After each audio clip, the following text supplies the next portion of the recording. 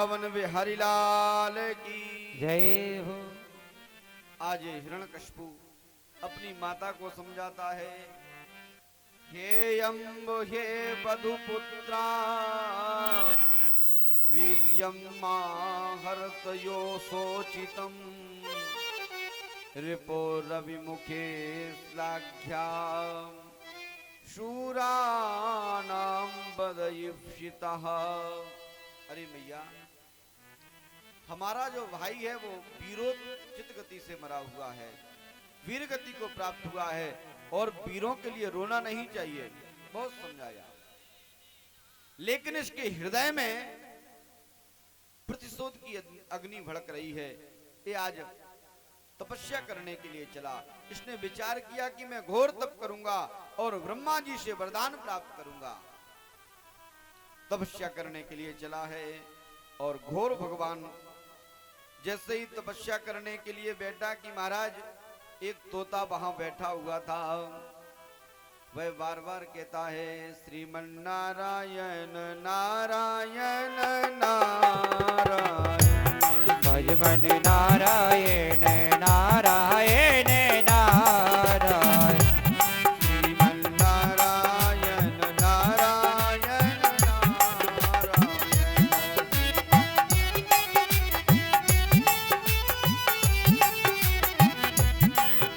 जैसे ही ध्यान लगाता है महाराज कि बार बार वो तोता यही गीत गाता है। अब तो ये घर आ गया। गयादू ने पूछा कि आप क्यों चले आए? तब उसने कहा अरे क्या बताऊं, मेरा एक कोई पक्षी मेरे शत्रु का नाम ले रहा था। गयादू बात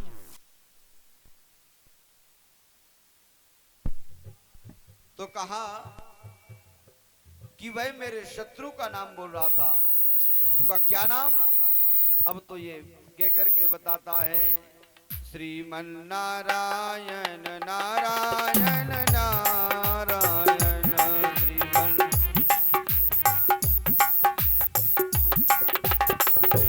श्रीमन नारायण नारायण नारायण।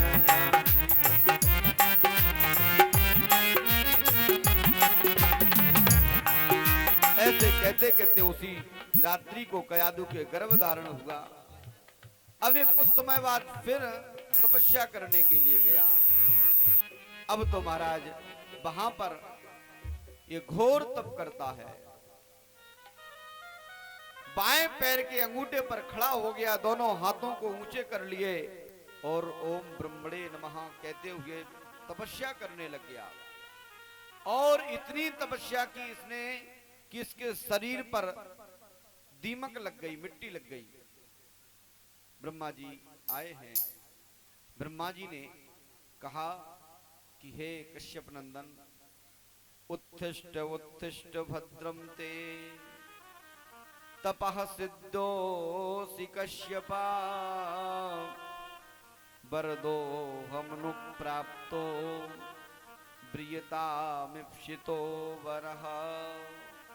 हे कश्यप नंदन उठो, तुम्हारी तपस्या से मैं प्रसन्न हुआ, वर मांगो। बार बार कहा वर मांगो। इसने कहा जो मांगूंगा वो मिलेगा। ब्रह्मा जी ने कहा हाँ, जो मांगोगे वही मिलेगा, मैं प्रसन्न हूं तुम्हारी तपस्या से। इसने कहा कि महाराज मुझे अमर कर दो। ब्रह्मा जी ने कहा भैया हिरण्यकशिपु, अमर तो मैं भी नहीं हूं, मुझे भी मरना है एक दिन। जो अमर नहीं है वो दूसरे को अमर क्या कर सकता? कहा और कोई वरदान मांगो। हिरण्यकशिपु बहुत चालाक था महाराज। इसने ब्रह्मा जी से ऐसे वरदान मांगे। कहा जितने वरदान मांगूंगा वो मिलेगा। कहा हाँ मांगते जाओ। इसने कहा कि मुझे ऐसा वरदान दो मैं ना दिन में मरूं ना रात में मरूं। ब्रह्मा ने कहा ठीक है, दिया। कहा और एक वरदान दो कि ना मैं बाहर मरूं ना अंदर मरूं। ब्रह्मा ने कहा ये भी दिया। बोला मैं ना अस्त्र से मरूं ना शस्त्र से मरूं,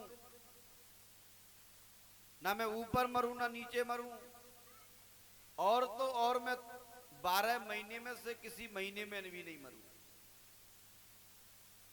इसने कहा अभी भी थोड़ी कमी है, अब उसने कहा कि ब्रह्मा जी मैं आपके द्वारा बनाई हुई सृष्टि में किसी से नहीं मरूंगा।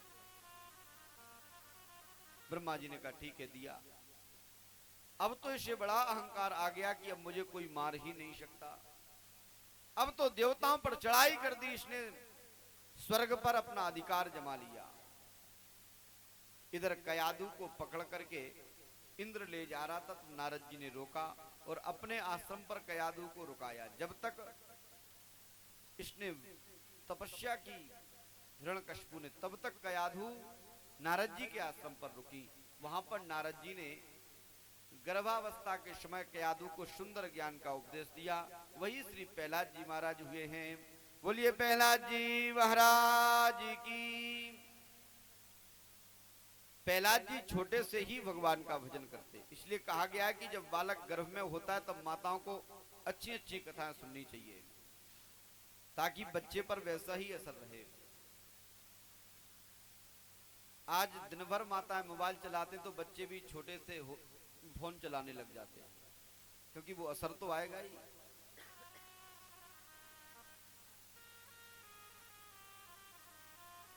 थोड़े बड़े हुए हैं प्रहलाद जी महाराज, गुरुकुल भेजा गया। गुरुकुल में जाकर के पढ़ते हैं। जो संडामर्क पढ़ाते हैं वो नहीं पढ़ते। अब तो ये अपनी गर्भ वाली शिक्षा को याद करते हैं और सभी बालकों को बुलाते हैं, कहते देखो ब्रह्म सत्य जगत मिथ्या, केवल ब्रह्म ही सत्य, सारा जगत मिथ्या है, इसलिए भगवान का भजन करो। और सारे बालकों को लेकर के प्रेम से भजन करते हैं। सभी बालक इनके साथ भजन करने लगते। एक दिन की बात है, प्रहलाद जी नगर का भ्रमण कर रहे थे कि एक कुम्हारन को देखा। वह बहुत बुजुर्ग महिला, एक जो घड़ों का भट्टा होता है उस भट्टे के पास बैठ करके राम राम राम राम जप रही थी। प्रहलाद जी ने कहा मैया तू इतनी बुजुर्ग है, तेरे दांत ना है, फिर भी तू यहाँ बैठ करके भगवान को नाम ले रही, जा घर जाके भगवान का नाम ले। उसने कहा बेटा क्या बताऊं, मुझसे बहुत बड़ी भूल है गई। मेरी भूल के कारण एक घड़े के अंदर बिल्ली के बच्चे थे और भूल से मैंने उस घड़े को भी भट्टे में रख दिया। अब मैं भगवान से प्रार्थना कर रही हूं कि हे प्रभु उन बिल्ली के बच्चों को बचा लेना, नहीं तो मुझसे अपराध बन जाएगा। प्रहलाद जी ने कहा भैया क्या भगवान उन बिल्ली के बच्चों को बचा सकते हैं? उसने कहा हाँ। तो कहा जिस दिन इन घड़ों को आप इस भट्टे से निकालो तो मुझे बुला लेना। जिस दिन निकाला प्रहलाद जी आए तो प्रहलाद जी ने देखा कि वास्तव में वो बच्चे जैसे थे वैसे ही हैं। जिस घड़े में, जिस घट में वो बच्चे थे वो घड़ा कच्चा का कच्चा ही रहा, जैसा था वैसा ही रह गया। अब तो प्रहलाद जी को और भरोसा हो गया। और भगवान तो विश्वास से ही प्राप्त होते हैं। भवानी शंकरऊ बंदे, गोस्वामी जी ने लिखा है, भवानी शंकरऊ बंदे श्रद्धा विश्वास रूपिणऊ। भगवान श्रद्धा और विश्वास से प्रकट होते हैं। अब प्रहलाद जी प्रेम से भगवान का भजन करते। एक दिन की बात, हिरण्यकशिपु ने प्रहलाद को बुलाया, कहा बेटा एक बात बताओ, बहुत समय हो गया गुरुकुल में, तुमने क्या सीखा? तब प्रहलाद जी ने कहा पिताजी मैंने केवल एक ही बात सीखी है। कहा बताओ कौन सी बात है वो? तब प्रहलाद कहते हैं हे पिताजी ब्रह्म सत्य जगत मिथ्या। हे पिताजी आप जो अपने आप को भगवान मानते हुए गलत है। भगवान तो एक ही है और उसी परमात्मा का ध्यान करना चाहिए। एको ब्रह्म द्वितीयो नास्ति। अब तो अपनी गोदी से फेंक दिया प्रहलाद को। संडामर्क को बुलाया, ऐसे कौन सी शिक्षा देते हो? मेरे शत्रु के बारे में बताते हो? संडामर्क खड़े खड़े कांप रहे, का महाराज मेरी कोई गलती नहीं है, पता नहीं इसके अंदर ये ज्ञान कहां से आ गया। कहा ले जाओ इसे ठीक से और पढ़ाओ। फिर प्रहलाद जी और पढ़ते हैं। कुछ समय बाद दोबारा से बुलाता है हिरण्यकशिपु और प्रेम से गोद में बिठा करके सर पर हाथ फेरता है, कहा बेटा अब बताओ तुमने क्या सीखा? तब प्रहलाद जी कहते हैं पिताजी अब मैंने 9 बातें सीखी। बड़ा प्रसन्न हुआ हिरण्यकशिपु। चलो 9 बातें तो सीखी, का बताओ कौन कौन सी? का ये 9 प्रकार की सीढ़ियां भगवान तक जाने की। श्रवणम कीर्तनम विष्णु स्मरणम पाद सेवनम अर्चनम वंदनम दास्यम शक्य आत्मनिवेदनम। का ये 9 प्रकार की भक्ति है, जो जीव इसमें से एक भी भक्ति को करता है भगवान उसका उद्धार कर देते हैं। अब तो इतना क्रोधित हुआ हिरण्यकशिपु, फेंक दिया प्रहलाद को, कहा ले जाओ इसे, ठीक से पढ़ाओ, ठीक से पढ़ाते लिखाते नहीं हो, बहुत डांटा। संडामर्क ले गए। का प्रहलाद एक बात बताओ, ये ज्ञान तुम्हारे पास आया कहां से? कभी विद्यालय में नारायण के विषय में चर्चा भी नहीं होती।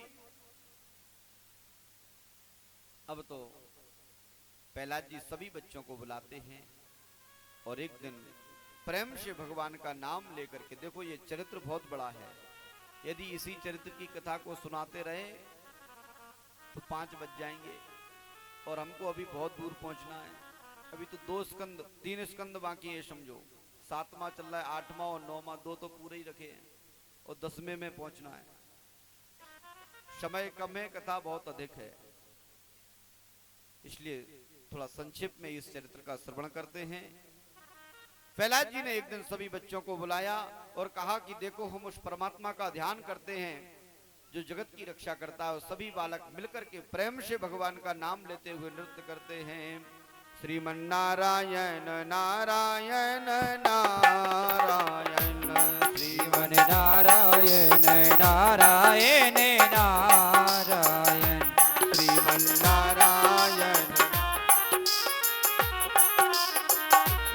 श्रीमन्नारायण नारायण नारायण, भजमन नारायण नारायण नारायण, श्रीमन्नारायण नारायण नारायण, भजमन नारायण नारायण नारायण, श्रीमन्नारायण भजमन नारायण, श्रीमन्नारायण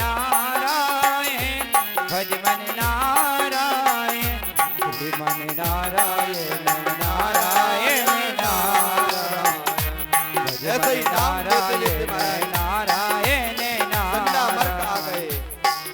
संडामर्क आए और नाम ले रहे थे। संडामर्क ने जैसे ही प्रहलाद को पकड़ा, जैसे कहा जाता है कोई व्यक्ति बिजली के तार को पकड़े, उसे करंट लगाए, आप जाके पकड़ लो तो आपको भी करंट लग जाए। अब तो संडामर्क भी नाचने लग गए हो, कहते हैं श्रीमन्नारायण नारायण